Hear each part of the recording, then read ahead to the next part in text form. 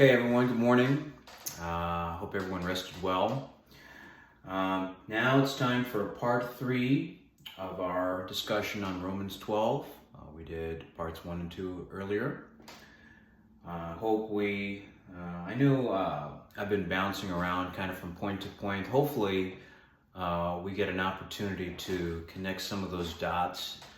And we will leave this series up in this playlist so that we can refer back to it later. The beautiful thing about reading and going back to it is you always get something new each time. So as long as we provide the channel of communication for the Creator to get in touch with us, there's no shortage of bread that He can give us. So let's read. We got through verse 14 yesterday, so let's start at 15, and we're going to go all the way to 21 today. Rejoice with them that do rejoice, and weep with them that weep.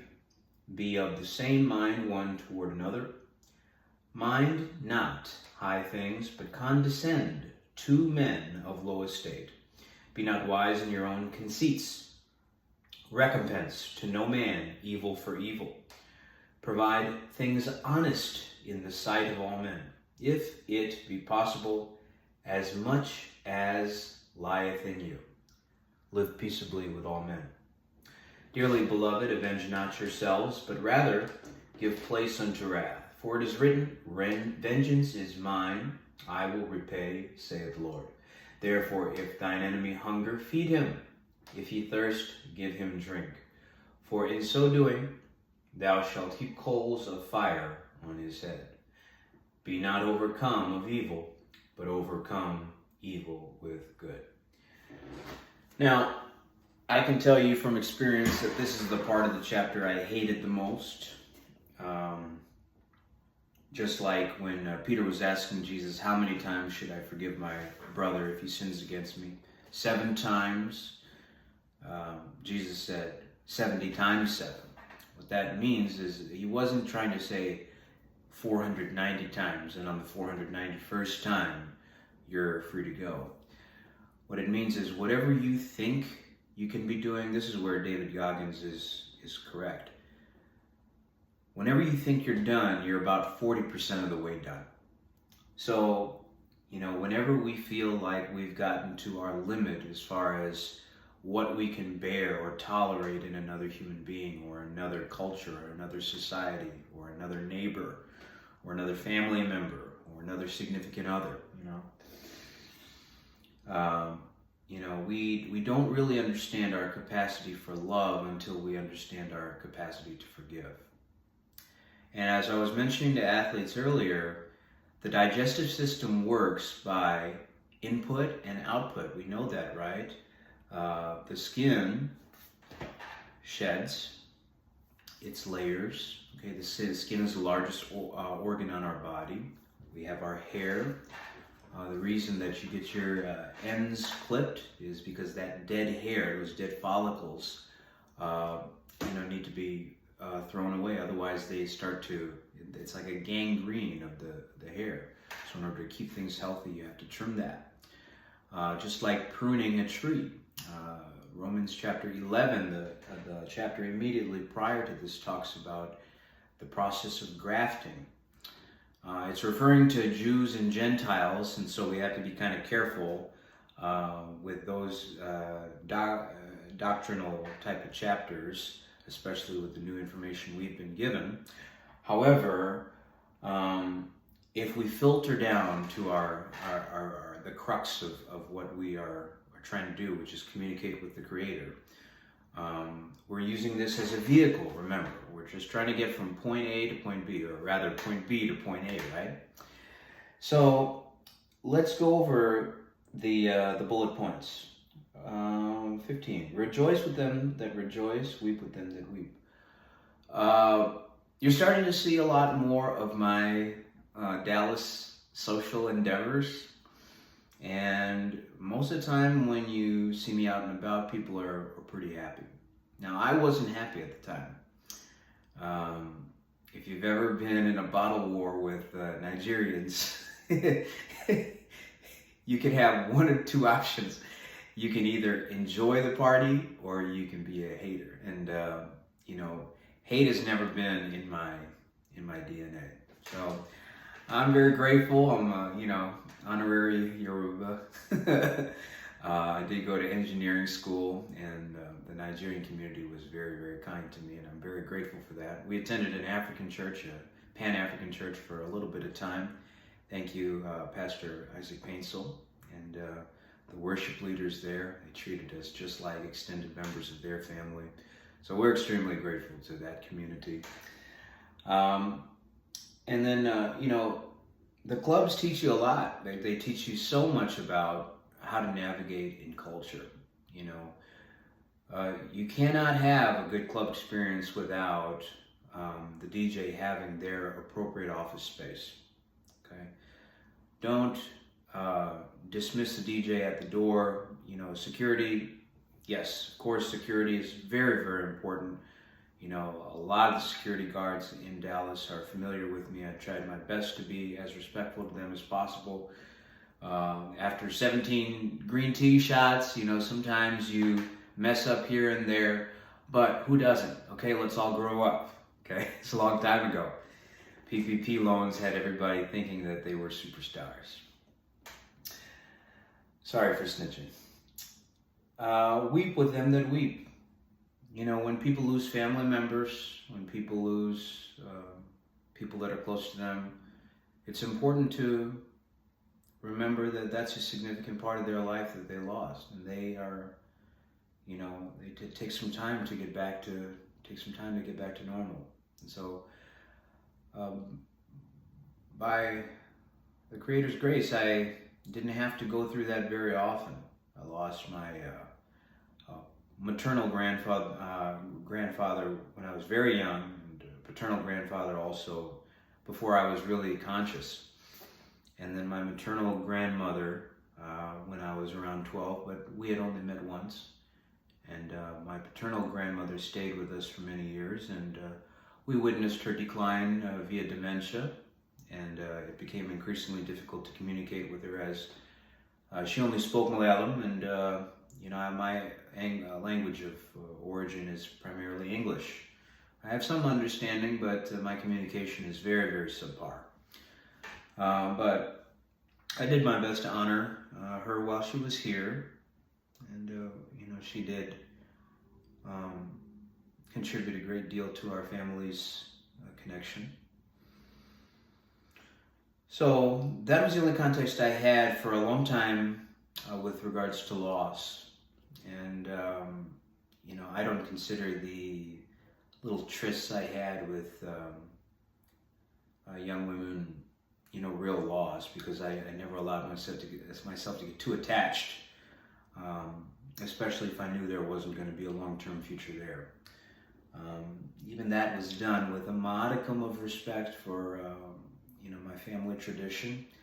Not because I considered us any more valuable than anybody else, but because I knew that if I wanted to build a family of substance, it was going to require a counterpart of significant spiritual substance. There's no other way to build a family except on a solid foundation. And as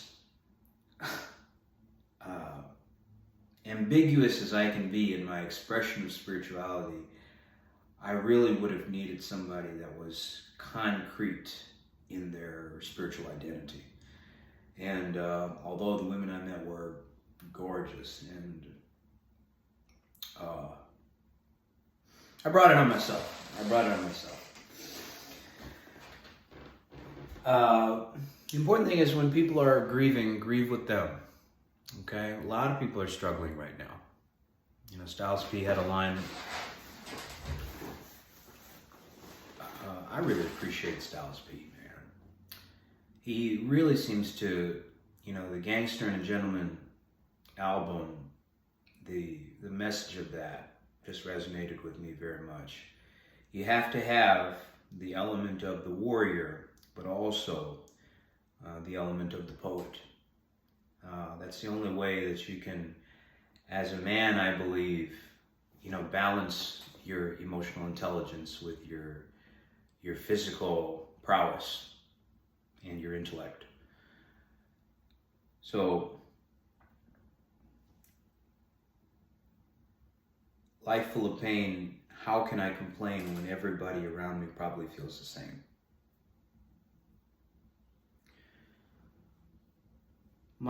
Be of the same mind one toward another. Mind not high things, but condescend to men of low estate. Be not wise in your own conceits. Condescension is can be taken as a negative word, and it's one of my triggers. It's one of my big triggers, and it seems that a lot of people know that, and my algorithm knows that. So it tries to, poke at my buttons in order to slow down my progress. But any door that the Lord opens can't be closed by a human being. Any door that the Lord closes can't be opened by a human being. So I try not to let those things bother me, but this is why rest and proper eating is very important. As much as we all love bodegas, the cat sleeping on the bread, but we need to eat healthy. We need to have the proper nutrition. I'm not the nutrition expert. There are probably better sources on that than me. Texas Movement Performance was more geared towards how movement and the tensegrity structure of the body can operate for maximal performance. That was my focus. But nutrition is our fuel, okay? What do we eat, our diet, and this includes our algorithm, gentlemen, okay? Everybody likes looking at ads. No one's saying that you're not programmed correctly for wanting that, but you need to be feeding yourself with things. Your reproductive system is going to work whether you train it or not. Okay? The training of the body and the training of circulation and the training of tensegrity will optimize that without you having to work on that specifically. Okay? When you go to the bathroom and you urinate, practice stopping the flow of urine. That's going to help the muscles that prevent early ejaculation, and that should solve your main problems there. Okay, it should also help with blood flow to that region. But if you're sitting all day and you compress that area, and part of the reason people get prostate issues is because that area is so jammed, there's no area for circulation. So that's why, appropriate flexibility and pliability work. Tom Brady talks about this in the TB12 method. He has his own personal guide. So a lot of the pros already understand this. Okay, so again, this is your temple, and you can honor God through the appropriate training of that temple. Condescension can also be taken as a positive. Okay, when you're let's say you're 6'10", let's say you're an offensive lineman, okay, and your running back is 5'8", okay? If you condescend to his level, that means that you're mindful of the fact that if Ray Lewis is on the other side of the line of scrimmage, a kid that's 5'8", Barry Sanders' size, is going to be at a size disadvantage. So if you're a pulling guard or a tackle or a center, making that extra effort in terms of the block will be really, really beneficial to the ball carrier. Okay? That's just one example. But the opposite is true also. Remember The Princess Bride, how there was a shorter, balding gentleman that had control of the swordsman and the giant, and he was not kind to those individuals. So if you have a higher degree of intellectual blessing, and you notice that your brothers may not have had the same educational background as you, condescending to their level means using your intellect to empower them and fill in the gaps of what might have been missed. And now that we've seen Rahm Emanuel be mayor of Chicago, we know that the closing down of elementary schools is very selective. So, as the red line shows us the difference between neighborhoods, you know, it was very important to me that I used my educational background to empower the gaps in the children of Chicago that were coming up in that slanted environment. And I'm very grateful that I got the opportunity to go to a university at the Illinois Institute of Technology.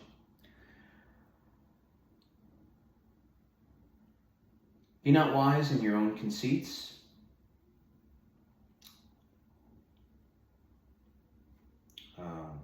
Other versions say, be not wise in your own eyes. I think that's pretty self-explanatory. Recompense to no man evil for evil. Granted, this is extremely difficult, okay? I always hated Gandhi. I thought he was a pussy. But he had a line that said, an eye for an eye makes the whole world blind, okay?